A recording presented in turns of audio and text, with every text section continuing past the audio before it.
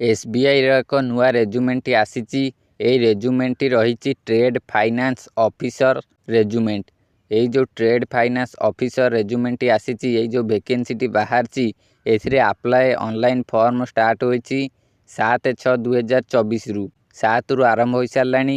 ଏହାର last date ରହିଛି 27/6/2024। ଆଉ କିଛି ଦିନ ରହିଛି। ଆପଣ ଯଦି ଆବେଦନ କରିବାକୁ ଚାହୁଁଛନ୍ତି ତେବେ କରିପାରିବେ। ଏଥିରେ ଆପଣଙ୍କର ଆପ୍ଲିକେସନ୍ ଫିସ୍ ରହିଛି ଜେନେରାଲ, OBC, EWS ଏମାନଙ୍କ ପାଇଁ 750 ଟଙ୍କା, SC ST ଅଦର କ୍ୟାଟେଗୋରୀ ଏମାନଙ୍କ ପାଇଁ 0, ମାନେ କୌଣସି ପ୍ରକାର ଫିସ୍ ନାହିଁ। ଏଥିରେ ଫିସ୍ ପେମେଣ୍ଟର ଅପସନ୍ ରହିଛି ଡେବିଟ୍ କାର୍ଡ଼ ଆଉ UPI। ଆପଣ UPI ମାଧ୍ୟମରେ ପେମେଣ୍ଟ କରିପାରିବେ, ଡେବିଟ୍ କାର୍ଡ଼ ମାଧ୍ୟମରେ ପେମେଣ୍ଟ କରିପାରିବେ। ଏହା ସହିତ ଏଜ୍ ଲିମିଟ୍ କେତେ ରହିଛି ଦେଖନ୍ତୁ। ଆପଣଙ୍କର ମିନିମମ୍ ଏଜ୍ 23 ହେବା ଦରକାର ଓ ମ୍ୟାକ୍ସିମମ୍ ଏଜ୍ 32 ହେବା ଦରକାର। ଏହାପରେ ଦେଖନ୍ତୁ age calculate on 31/12/2024।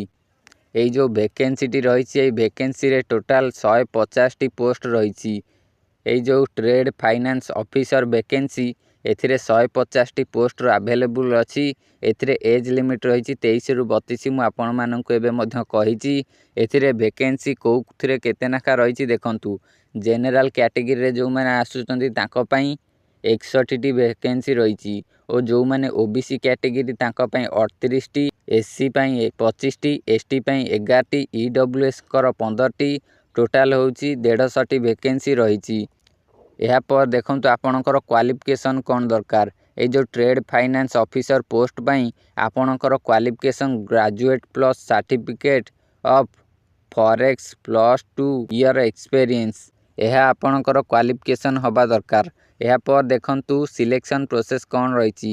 Selection process ରହିଛି 4ଟି ଷ୍ଟେଜ୍। 4ଟି ଷ୍ଟେଜ୍ କ'ଣ ଦେଖନ୍ତୁ। ପ୍ରଥମେ ସର୍ଟ ଲିସନିଂ, ଏହାପରେ ଇଣ୍ଟରଭ୍ୟୁ, ଏହାପରେ ଡକୁମେଣ୍ଟ ଭେରିଫିକେସନ୍, ତାପରେ ମେଡ଼ିକାଲ ଏକ୍ଜାମିନେସନ୍। ଏସବୁ ସରିବା ପରେ ଆପଣଙ୍କୁ ଜଏନିଂ ଲେଟର ଦିଆଯିବ।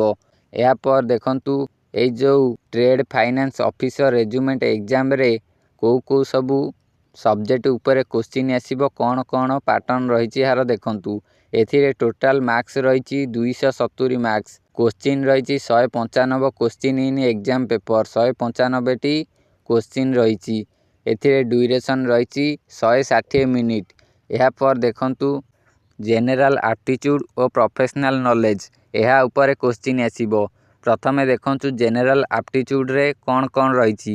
ଟେଷ୍ଟ ଅଫ୍ ରିସୋର୍ସିଂ, କ୍ୱାଣ୍ଟିଟେଟିଭ୍ ଆପ୍ଟିଚ୍ୟୁଡ୍, ଇଂଲିଶ ଲାଙ୍ଗୁଏଜ, ଏସବୁରେ କୋଶ୍ଚିନ୍ ଆସିବ। ଟେଷ୍ଟ ଅଫ୍ ରିସୋର୍ସିଂରେ 50ଟି କୋଶ୍ଚିନ୍, କ୍ୱାଣ୍ଟିଟେଟିଭ୍ ଆପ୍ଟିଚ୍ୟୁଡ୍ରେ 35ଟି, ଇଂଲିଶ ଲାଙ୍ଗୁଏଜରେ 35ଟି।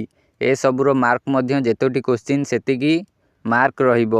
ଏହା ସହିତ ଦେଖନ୍ତୁ ପ୍ରଫେସନାଲ ନଲେଜରେ ଜେନେରାଲ IT ନଲେଜ, ଏଥିରେ 25ଟି କୋଶ୍ଚିନ୍ ରହିବ ଓ ରୋଲ୍ ବେସ୍ ନଲେଜ, ଏଥିରେ 50ଟି କୋଶ୍ଚିନ୍ ରହିବ। ଏଇ ଜେନେରାଲ IT ନଲେଜ 25ଟି କୋଶ୍ଚିନ୍କୁ 50 ମାର୍କ, ମାନେ ଗୋଟାକ କୋଶ୍ଚିନ୍ 2 ମାର୍କ। ଏହା ସହିତ ରୋଲ୍ ବେସ୍ ନଲେଜରେ 50ଟି କୋଶ୍ଚିନ୍କୁ 100 ମାର୍କ, ମାନେ ଗୋଟିଏ କୋଶ୍ଚିନ୍କୁ 2 ମାର୍କ। ଆପଣମାନଙ୍କୁ ଏଇଭଳିଆ ସବୁ କୋଶ୍ଚିନ୍ ଦେଖିବାକୁ ମିଳିବ ଏଇସବୁ ସବଜେକ୍ଟ ଉପରେ, ଏଇସବୁ ଟପିକ୍ ଉପରେ। ଆପଣମାନଙ୍କୁ ଏଇସବୁ ସବଜେକ୍ଟ ଟପିକ୍ ଉପରେ ପଢ଼ିବାକୁ ପଡ଼ିବ। ଏହାପରେ ଦେଖନ୍ତୁ ଆପଣ ଏଥିରେ ଆପ୍ଲାଏ ପାଇଁ ଏହାର ଅଫିସିଆଲ ୱେବସାଇଟ୍କୁ ଯାଇ ଆପ୍ଲାଏ କରି ନେଇପାରିବେ। ଦେଖନ୍ତୁ ଏହାର ଅଫିସିଆଲ ୱେବସାଇଟ୍ଟି ଏଇଭଳିଆ ଆସିବ। ଆପଣ ଏଇଠି ଆପ୍ଲାଏ କରିପାରିବେ।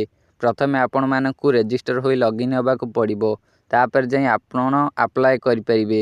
ଯଦି ଆପଣଙ୍କର ଆଉ କିଛି ଜାଣିବାର ଅଛି ତେବେ ଆପଣ କମେଣ୍ଟ କରନ୍ତୁ।